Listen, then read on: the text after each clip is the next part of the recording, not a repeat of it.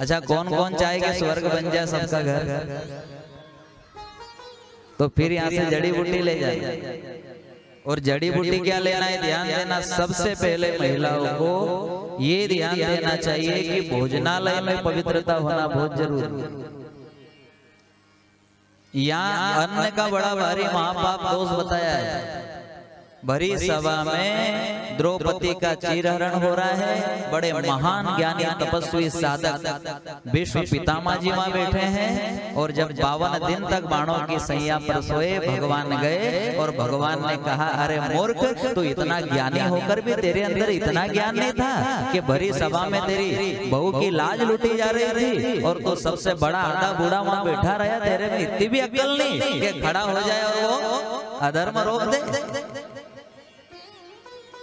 और याद रखना, ऐसा आधा बूढ़ा खूब बैठा है साहब, खूब, जो बुढ़ापा में भी इनकी मती मारी गई है।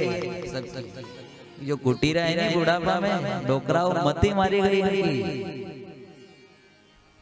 माला फेरनी चाहिए उस उम्र में, ताश की पत्ती फेर रहे हैं, शराब पी रहे हैं, मुझे वट दे रहे हैं।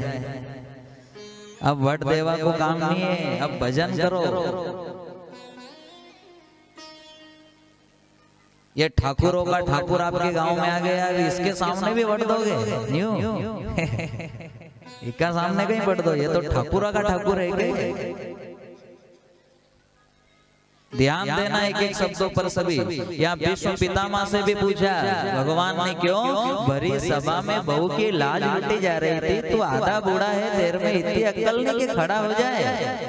तो समझ लेना, अगर ये अधर्म होता हो गाँव में और आधा बूढ़ा भी अगर आगे ही जाए तो आपने देखा होगा, जब नाचा वाले आवे नहीं गाँव में तो आधा बूढ़ा पहला आगे पैसा ऊंचा करो, आधा बूढ़ा आगे रहे। और हाँ यार, यो बहुत बढ़िया काम करियो, तो फिर समझ लेना कि इन आधा बूढ़ा हो कि खराब हो गई।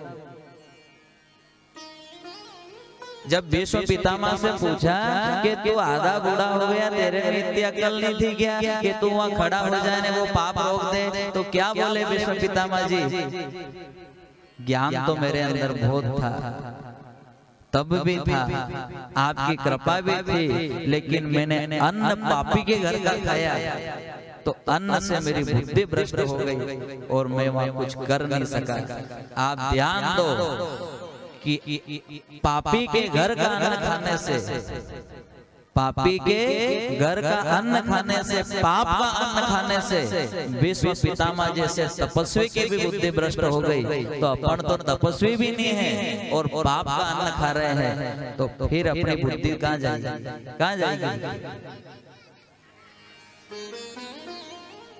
फिर कहते हो मेरा मन भगवान में नहीं लगा।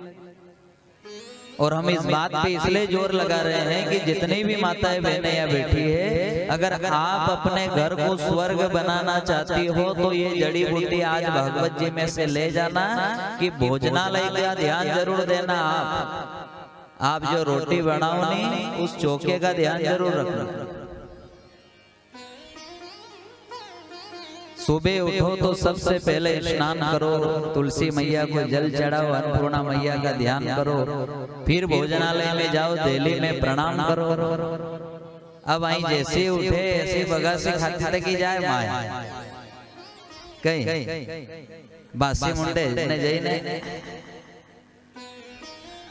अब बासी मुंडे रोटी बनाए और यहाँ अपना पूर्वजी बोली गया, जैसो खाओगा ऐसो हो ही जाएगा मन।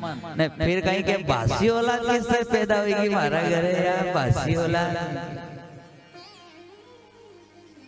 अब बासी का घर है, बासी नहीं होगा तो कहीं ताजी होगा, कहीं तो बासी होगा। देखो ये एक हंसने वाली बात भी नहीं है। सभी माताओं से मैं व्यास गादी से कह रहा हूँ, अगर आप चाहते हो कि आपका घर स्वर्ग बने, आपके घर में, आपके कुल में, आपके गर्भ से भागरथ जैसा पुत्र जन्म ले, प्रहलाद जैसा जन्म ले, तो महिला केवल और केवल अपने घर की पवित्रता का ध्यान रख ले, चौके का ध्यान रख ले। भोजन बनाते समय अगर आप पवित्रता से भोजन बनाओगे और भोजन में भजन का मिश्रण करोगे, भोजन बनाते समय